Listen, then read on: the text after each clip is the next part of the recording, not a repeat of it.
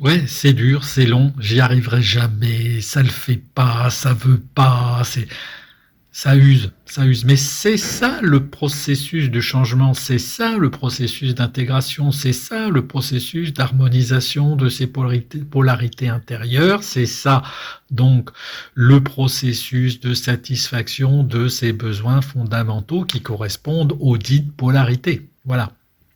Alors oui, c'est long, c'est difficile, mais pourquoi? Je le répète, pourquoi? Et je suis le premier concerné.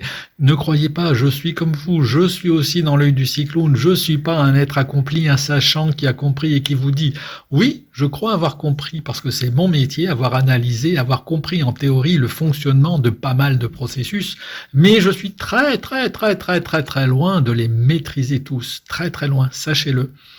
Alors oui, moi aussi, je suis confronté à ce changement qui veut pas venir, à ces cycles qui n'en finissent pas, etc. Mais il faut vous rappeler une chose, c'est que le changement est difficile parce qu'il est lié à la temporalité qui est différente selon qu'on parle de l'esprit, selon qu'on parle de l'énergie et selon qu'on parle du corps.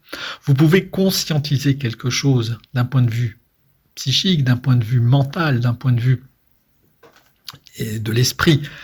Ça va très vite, en un claquement de doigts, même beaucoup moins. L'aspect énergétique est beaucoup plus lent, parce que pour que dans le corps, par exemple, tous les corps énergétiques s'assainissent, se dissipent, pour que les mémoires cellulaires se dissipent, etc., il faut déjà un peu plus de temps. Et dès lors qu'il y a des manifestations physiques qui sont liées à des surcharges psycho-émotionnelles, à des années de vécu, de mémoire cellulaire qui sont imprégnées, qui ont cristallisé jusque dans le fonctionnement de nos organes, et bien là, ça prend du temps. Ça prend du temps parce que, qui plus est, n'oublions jamais que dès lors qu'on parle de physiologie, de biologie, il faut déjà se faire aider parce que parfois les mécanismes, les processus de fonctionnement de l'humain sont défaillants et on a pour ça un arsenal de médecine. Toutes les médecines que vous voudrez, mais commencez déjà par la médecine conventionnelle parce que quoi qu'on en dise, même si les médecines alternatives, ça fonctionne et ça fonctionne diablement bien, notre corps, notre vécu, notre historique est habitué à quand même un traitement par les outils de la médecine conventionnelle, par les outils de la chimie, par les outils mécaniques que sont la chirurgie, que sont la kiné, que sont des choses comme ça. C'est pas où, c'est et. Voilà, sans jamais se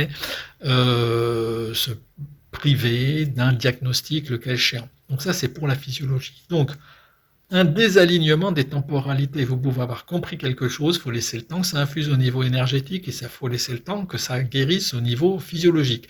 Soit de manière naturelle, parce que l'effet placebo existe, parce que le pouvoir de guérison existe et parce qu'il faut parfois l'accompagner par un protocole médical. Voilà. Donc, ce désalignement temporaire fait que le changement, il est rarement instantané.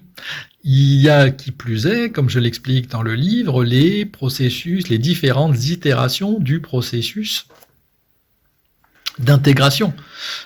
Parfois, tu nettoies pas en un coup. Parfois, tu comprends les choses, mais par étapes. C'est pour ça que dès lors qu'on parle de systèmes compensatoires qui sont mis là par rapport pour nous permettre de supporter, pour nous permettre d'affronter les choses, ces différents systèmes compensatoires, ils sont multiples et variés. Ces différents conditionnements que sont le nôtre, ces différentes croyances qu'il faut éradiquer, tout ça, c'est du boulot. Ça se fait pas en un clic. En un clic, tu n'assainis pas tes compensations, tu n'assainis pas toutes tes croyances non, ça se fait pas. Voilà. Donc c'est du temps, c'est de l'itération, c'est de la compréhension, c'est de la foi, c'est de la volonté. Donc tout ça, ça demande du temps. Et ça fait chier. Ça fait chier parce que tu te retrouves parfois dans une boucle dont tu n'arrives pas à te défaire parce que tu vas compenser, par exemple, d'une certaine manière, en bouffant, en fumant, en buvant, en étant accro aux écrans, à ce que tu veux, etc. Et tu n'arrives pas à sortir de ça. Mais à partir du moment où tu as pris conscience du processus dans lequel tu es, tu vas quand même arriver à noter des étapes et tu fais du mieux que tu peux. Ce qui compte, c'est la conscientisation que tu mets sur tout ça. Ce qui compte, c'est la lumière que tu mets sur tout ça. Et ce qui compte, c'est surtout ne pas abandonner. Alors, je sais bien, et croyez-moi, je vous parle en vraiment pure conscience, vraiment en éprouvant les choses au quotidien, tout comme vous. Quand tu as un pépin de santé qui veut pas s'en aller, qui t'empêche de bouffer, qui t'empêche de marcher, qui t'empêche de profiter de la vie, parce qu'on est des êtres humains et qu'on est là et pour profiter de la vie, pour profiter des plaisirs de la vie.